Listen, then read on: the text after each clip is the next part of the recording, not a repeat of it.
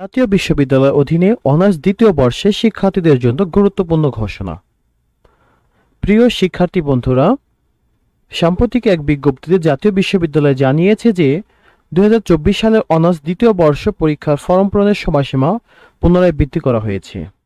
অতএব যে সকল শিক্ষার্থী বন্ধুরা কোনো কারণবশত আগের নির্ধারিত সময়সীমার মধ্যে ফরম পূরণ করতে পারোনি, তারা এখন 5,000 টাকা বিলম্ব ফি প্রদান করে জাতীয় বিশ্ববিদ্যালয়ের অধীনে 2024 সালের অনার্স দ্বিতীয় বর্ষ পরীক্ষার আবেদন ফরম পূরণ করতে পারবে। এই আবেদন ফরম পূরণের সময়সীমা থাকবে 7/10/2025 মঙ্গলবার থেকে 13/10/2025 সোমবার পর্যন্ত।